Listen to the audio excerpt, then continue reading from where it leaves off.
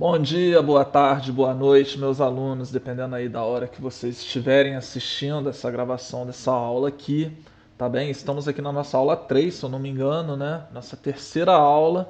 Nós falamos sobre Revolução Industrial na semana passada, que ocorreu na Inglaterra, e hoje nós vamos falar sobre a Revolução Francesa, que obviamente ocorreu aí na França, tá bem? Lembrando que tem uma galera que não está assistindo às aulas. Eu mandei o link no papel impresso da atividade de vocês, tá bem? Para essas atividades desse mês, para vocês poderem assistir a aula, para que vocês possam fazer essas atividades, tá bem? Lembrando que toda sexta-feira, de 10 da manhã até as 11 da manhã, ou seja, uma hora, eu vou fazer uma hora de plantão no Jitsi. O Jitsi é uma plataforma de videoconferência, tá bem? E é onde eu vou tirar dúvidas que os alunos venham a ter sobre as nossas aulas, tá bem? O link vai ficar aqui na descrição do vídeo, como sempre, e também eu vou soltar lá no Padlet uns 10 minutinhos antes do horário, certo? Do plantão. E eu tô vendo assim que pouquíssimos alunos estão indo lá para tirar dúvidas, tá bem?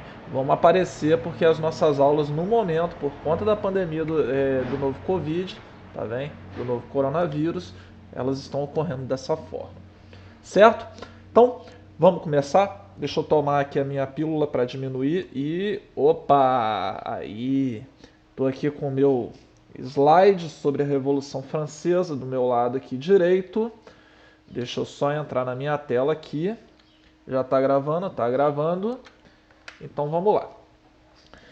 Bom, vamos voltar àquele termo revolução. Lembra que lá na aula sobre Revolução Industrial eu trouxe a ideia de uma casa, né? A reforma e a revolução numa casa. Pois é, quem não assistiu aquela aula, por favor assista, tá bem? Assista essas aulas na ordem, elas estão em ordem aqui no canal do YouTube da escola, tá certo? E hoje nós vamos falar sobre uma outra revolução, que é a Revolução Francesa, que veio a mudar completamente aí a forma de se praticar política, economia e os próprios costumes da sociedade, a forma como a sociedade ela estava estruturada, tá bem? Começou na França, mas ela se espalhou por toda a Europa e mundo, certo? Então, vamos lá. Primeira coisa é indicar um jogo aí pra galerinha que gosta de videogame, a galera que sempre fica comigo ali no recreio depois da aula, né? Vem conversar comigo sobre jogos, sabe que eu gosto muito, tá bem? Assassin's Creed Unity é um jogo que se passa durante a Revolução Francesa. Então, quem tiver um videogame legal em casa aí ou um computador, dá para ver bastante dessas características sobre como era a arquitetura daquela época. Aqui atrás, olha, nós temos uma guilhotina, né, que servia para cortar a cabeça das pessoas mesmo. Nós temos a bandeira da França aqui. E a gente vai entender que a guilhotina foi um instrumento muito utilizado durante esse período, tá certo? Então, dito isso, vamos começar? Causas da Revolução Francesa. Antes de falar sobre a Revolução em si, nós vamos falar sobre as causas dela. E muito se parece com aquela Inglaterra antes da Revolução Industrial também. Fora a situação política que era muito diferente. Mas na questão da economia e de como a sociedade estava estruturada, é muito parecido. Tá bem? Mas vamos lá, ó. Primeira causa, o custo da monarquia. O custo de se manter uma monarquia, né, o poder do rei era muito alto. O rei Luís XVI e sua corte gastavam enormes quantias para sustentar os seus privilégios, tá bem? A gente vê aqui, ó, o rei Luís XVI aqui atrás, tá?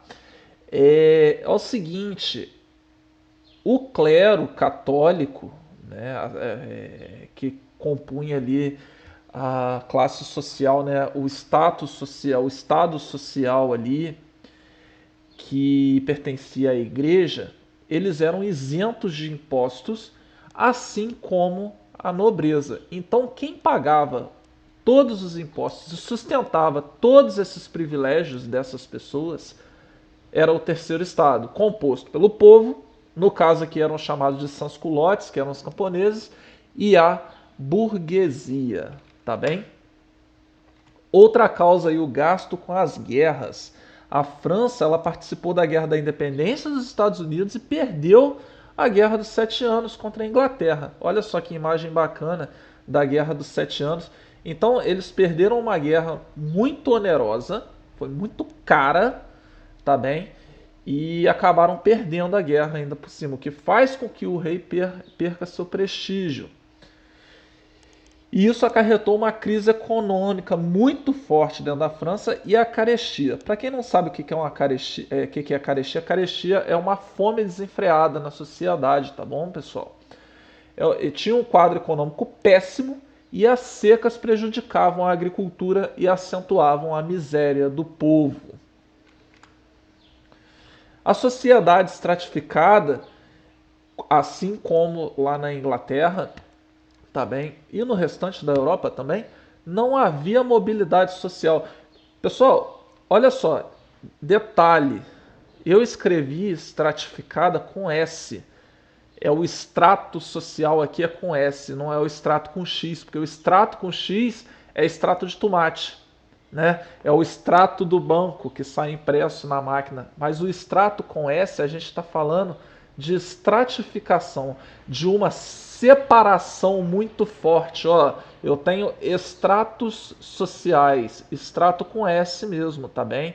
Eu tenho o primeiro extrato social, que era o clero, que era o primeiro estado, o segundo extrato social, que era o segundo estado, que era composto pelo rei e pelas famílias nobres, e o terceiro extrato social, que era chamado de terceiro estado, que era o povo, que era o restante da população que não possuía privilégios, e aqui também estava a burguesia, ou seja, os comerciantes que tinham dinheiro, mas eles não eram nobres, então eles não pertenciam ao segundo estado, eles não tinham privilégios. As únicas classes que tinham, os únicos estados que tinham privilégios, as classes privilegiadas, eram o primeiro estado e o segundo estado, tá bem? E, portanto, não havia mobilidade social e a posição social dependia do nascimento. Ou seja, se você nascia no povo, no terceiro estado, você ia para sempre pertencer ao terceiro estado.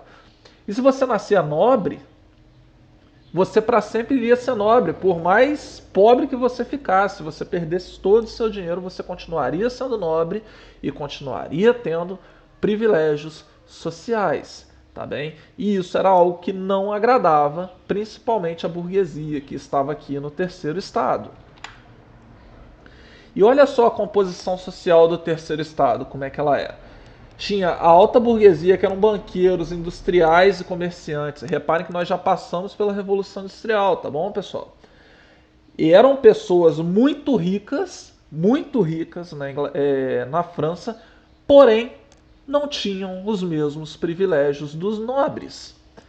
Temos a média burguesia, que eram os profissionais liberais e os funcionários públicos, a baixa burguesia, que era composta pelos pequenos comerciantes, e as classes populares, aí, os artesãos, operários, camponeses, os servos e os sans-culottes, tá bem? Ou seja, você tinha uma classe muito rica que pertencia e tinha os mesmos direitos, os mesmos deveres que as classes muito pobres, certo? O primeiro e o segundo estado, aqui, olha, tinham isenção de impostos. Logo, o Estado francês era sustentado pelo terceiro estado, que era composto aí, em sua maioria pela burguesia, tá bem? O terceiro estado sustentava os dois estados que tinham privilégios, ou seja, era uma situação muito desigual, certo? E aí o bicho vai pegar, porque essas classes aqui que estão aqui no terceiro estado, elas não vão aceitar isso por muito tempo. A burguesia, insatisfeita com a interferência do Estado na economia, ou seja, o mercantilismo, agravava ainda mais esse quadro. Por quê? Porque essa burguesia não conseguia atender seus interesses da forma que ela gostaria, porque o Estado estava sempre interferindo na economia e cobrando altos impostos. E isso, tudo isso, todas essas causas que eu falei, se tornou um terreno fértil para as ideias iluministas lá da nossa primeira aula. Lembram? Quem não assistiu, vai lá assistir. E aí então começa as etapas da Revolução Francesa. Deixa eu só checar se está aqui gravando, pessoal.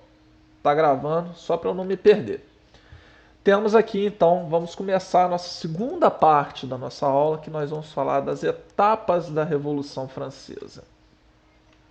A primeira etapa foi a convocação da Assembleia dos Estados Gerais em 1789 pelo rei, certo? Porque ele começou a ficar com medo do que poderia acontecer com todas essas causas mesmo de uma possível revolta popular, certo? Então, para resolver pelo menos a questão dos impostos, o rei foi pressionado pela nobreza, pelas famílias dos nobres e pelo clero, ou seja, pela igreja, a convocar uma Assembleia dos Estados Gerais.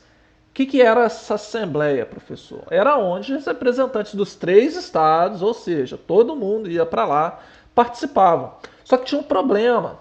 Cada estado representava um voto. Ou seja, você tinha 3 votos dentro da Assembleia. O clero e a nobreza insistiam no voto por ordem social, enquanto o terceiro estado buscava o voto por indivíduo. Vamos entender isso. Olha só, vou voltar aqui no desenho aqui. O primeiro estado e o segundo estado, eles queriam que a Assembleia dos Estados Gerais ela tivesse o voto por ordem social. Ou seja, cada ordem social aqui teria direito a um voto. Ou seja, eu teria 3 votos dentro das Assembleias Gerais. Só que a burguesia e o restante da população queria o voto por indivíduo, por cada pessoa que compunha cada estado desse aqui. Porque era de interesse deles ter maioria aqui, porque o terceiro estado era o que tinha o maior número de pessoas, certo? Como o voto era por ordem social, o primeiro estado e o segundo estado sempre se protegiam e sempre ganhavam as eleições dentro da Assembleia. Por quê? Porque eles sempre ganhavam de 2 votos contra 1, certo? Então existia esse embate, cada um buscando seus interesses dentro da Assembleia. E diante da impossibilidade de se resolver essa questão, o terceiro estado se separou dos demais, declarando-se então uma Assembleia Nacional Constituinte. O terceiro estado virou e falou: olha, já que vocês não querem atender às nossas reivindicações, a gente está se separando de vocês e a gente vai formar uma Assembleia sozinhos aqui e vocês ficam por aí, certo? Então olha aqui, a Assembleia dos Estados Gerais, uma imagem, a gente pode ver aqui o rei aqui em cima, certo? E os 3 estados aqui embaixo. Podemos notar aqui o clero, certo? A nobreza aqui em cima, todas as famílias dos nobres, e aqui embaixo a burguesia juntamente com o povo, tá bem? Continuando. Então essa Assembleia dos Estados Gerais, formada pelo terceiro estado, em 1789 ainda, né, fez com que o rei tentasse reagir. Mas o terceiro estado já estava nas ruas protestando. E eles protestavam com as seguintes palavras: liberdade, igualdade e fraternidade. Vocês já devem ter ouvido esse lema, porque é um lema muito famoso aí, que é usado em revoltas, né? Que é usado em manifestações, inclusive aqui no Brasil, e é uma frase que estampa aí muitos lemas lá na França também. E essa Assembleia, que durou de 1789 a 1791, ela representaria o fim do absolutismo monárquico na França. Todo esse contexto fez com que o povo colocasse suas esperanças nos representantes do terceiro estado, ou seja, a burguesia, em sua maior parte, eram esses representantes. Assim, o apoio popular foi a chave do sucesso das ações da Assembleia Nacional Constituinte. Eles tiveram muito apoio popular. A população, já insatisfeita, enfureceu-se quando o rei mostrou-se contrário à Constituição que estava sendo elaborada e ordenou o fechamento da Constituinte. Então, nós temos aqui a Assembleia Nacional Constituinte, que era composta pelo terceiro estado. Isso resultou em um fato assim que é emblemático na França, que é a queda da Bastilha. Assim, em 14 de julho de 1789, perdão, a população parisiense, ou seja, de Paris, conhecida como sans-culottes, rebelou-se e atacou a Bastilha, que era uma prisão para onde eram enviados opositores do rei, certo? E também representava aí um símbolo do antigo regime. A queda da Bastilha, nome pelo qual ficou conhecida a tomada da prisão pela população parisiense, marcou o início aí da Revolução Francesa e espalhou o fervor revolucionário pelo país. Temos aqui uma pintura, aqui nós temos a Bastilha, que era essa prisão, e quando essa população entrou dentro da Bastilha, eles roubaram armas, libertaram presos que já estavam enfurecidos com o rei.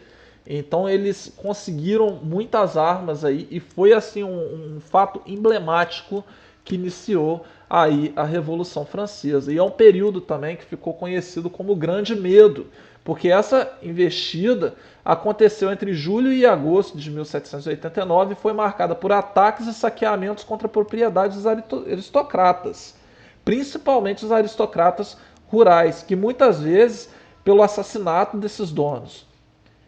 Os camponeses lutavam pelo fim de alguns impostos e exigiam que fosse garantido a eles um maior acesso aos alimentos, porque a fome era um problema grave entre o campesinato. Então, olha só, as casas desses aristocratas sendo invadidas aí pelos camponeses. A França entrou numa situação muito séria nesse período. E quais foram as decisões da Assembleia Nacional Constituinte? Com a radicalização do povo nesse contexto, uma série de mudanças aconteceu na França. Declaração dos Direitos Humanos foi a principal delas. Tá bem? Hoje é conhecida aí como Declaração dos Direitos Humanos, que muita gente luta contra, certo? Isso é uma grande bobagem. A gente tem que proteger os direitos humanos, que eles aí são uma das bases de nossas liberdades individuais que nós temos atualmente. Então, ó, a Declaração dos Direitos do Homem e do Cidadão. Todos têm direito à liberdade e à propriedade privada. Certo? Também teve aí a extinção dos privilégios feudais, que eram aqueles privilégios que vinham lá da Idade Média ainda, né? Do clero e da nobreza. Confiscaram as terras do clero e subordinaram ele ao Estado francês.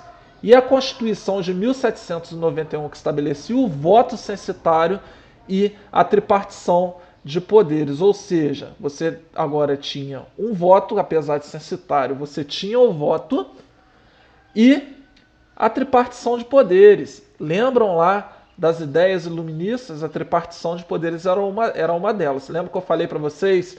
O iluminismo, as ideias iluministas iriam mudar o mundo. Tá bem? Iriam mudar o mundo. E ela começa por aqui.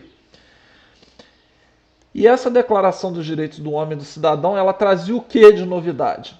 Igualdade jurídica entre os indivíduos, fim dos privilégios do clero e da nobreza, liberdade de produção e comércio, olha só, sem a interferência do Estado, proibição das greves, liberdade de crença, separação do Estado e da Igreja. Isso aqui também foi um passo gigantesco para a França, porque o Estado e a Igreja decidiam tudo dentro do país.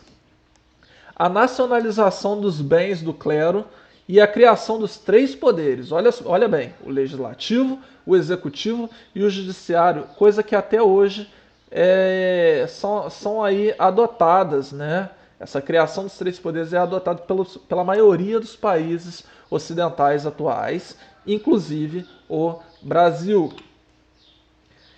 Temos aí uma pintura da Declaração dos Direitos do Homem e do Cidadão. E o que aconteceu depois disso tudo? Já foi uma mudança radical, né? A radicalização popular fez com que a classe média e a burguesia, que pertenciam ao terceiro estado, assumissem uma posição conservadora como forma de frear o ímpeto do povo. Já a nobreza e o clero iniciaram uma fuga em massa da França. Além disso, começaram uma conspiração contra-revolucionária. Vamos compreender isso aqui, pessoal. A classe média e a burguesia que pertenciam ao terceiro estado eles lutaram juntamente com o povo para atingir seus interesses.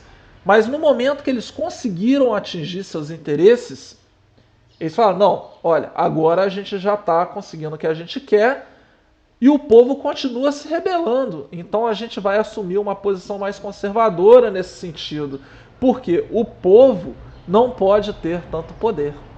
Então era uma guerra por interesses, para atingir seus interesses. Aqueles que tinham dinheiro dentro do terceiro estado queriam ter, na verdade, privilégios, eles não queriam igualdade, que o povo fosse iguais a eles, tá bem? Que o povo tivesse os mesmos direitos que eles. Muito pelo contrário, eles queriam estar no poder também. O próprio Luís XVI aceitou a Constituição, mas ele tentou fugir da França em 1791. Ele foi reconhecido quando se aproximava da fronteira com a Bélgica. Depois de recapturado, foi reconduzido ao Palácio de Tuileries, que está localizado em Paris. A multidão enfurecida invadiu o palácio, onde o rei estava preso, considerando um traidor. E os revolucionários, né, a população, aboliu a monarquia e proclamou uma república. Olha só o que esses caras fizeram. Eles aboliram a monarquia. Falaram, olha, aqui o rei não manda mais. Aqui não teremos mais absolutismo. Agora nós vamos ser uma república. Nós vamos eleger os nossos representantes. Aqui é a invasão do Palácio aí de Tuileries. E nisso deu-se início aí a Convenção, tá bem? Consolidaram-se então a partir disso dois grandes grupos políticos que marcaram a Revolução Francesa: os girondinos e os jacobinos. Esses grupos possuíam visões radicalmente diferentes em relação à condução do processo revolucionário. Apesar deles virem do terceiro estado, eles tinham interesses diferentes de como iria se conduzir a política dentro da França a partir daquele período. Os girondinos, que eram compostos pela alta burguesia, ou seja, aqueles que eram mais ricos, entendiam que as mudanças deveriam ser contidas. Por quê? Porque daquele jeito ali para eles já estava bom. Né? Mas já os jacobinos, que eram a pequena burguesia, e os sans-culottes achavam que as mudanças deveriam ser mais radicalizadas e queriam a morte do rei. Ou seja, aqueles que tinham mais dinheiro, eles eram mais conservadores, tá bem? E tinha também um grupo chamado Planície ou Pântano. Eu sempre digo que o Pântano era o PMDB lá da França, né? Que eles não têm posição política definida, sentam-se ao centro da Assembleia, na parte mais baixa, e eles apoiavam sempre quem estava no poder. Né? Eles não tinham uma posição muito bem definida. E aqui, uma pintura da Convenção. Os membros da Convenção foram determinados por sufrágio universal masculino, ou seja, todos os homens votavam independente de classe social. Com isso, o rei Luís XVI deixou de ser o rei da França e um novo debate surgiu, a execução do rei. Queriam matar o rei. Enquanto os girondinos exigiam que Luís XVI fosse exilado, os jacobinos exigiam sua execução. O destino do rei foi selado quando foram descobertas evidências que associavam-no ao esforço contra-revolucionário realizado no exterior. Ou seja, ele queria voltar lá de fora, tá bem? E dar outro golpe para que ele conseguisse voltar ao trono. E assim o rei foi executado em janeiro de 1793. O rei Luís XVI perdeu a sua cabeça numa guilhotina. E inicia-se então a República Jacobina, que durou um ano e um mês, para ser mais exato, de 1793 a 1794. O regicídio, ou seja, o assassinato do rei, inaugurou o período do terror. Foi esse o nome dado ao período, no qual os jacobinos liderados pelo Robespierre radicalizaram a revolução. Apesar de a Convenção ser a instituição mais importante do país, os jacobinos impuseram seus ideais por meio do Comitê de Salvação Pública. A República dos Jacobinos ficou marcada por conseguir estabilizar a situação do país e colocar a guerra e as massas populares sob controle. Mas mesmo assim a guerra se agravou E depois da execução se agravou depois da execução do rei, porque os países absolutistas alarmaram-se com o regicídio cometido pelos jacobinos. Outra marca jacobina era a perseguição a todos os seus opositores. E com a lei dos suspeitos, os jacobinos começaram a perseguir todos aqueles que eram considerados inimigos da revolução. Os suspeitos eram julgados e condenados e guilhotinados. A fase do terror foi responsável, olha só pessoal, foi responsável por 17 mil mortes em cerca de 14 meses. Foram abolidos os privilégios feudais que existiam no país e imposta uma economia de guerra.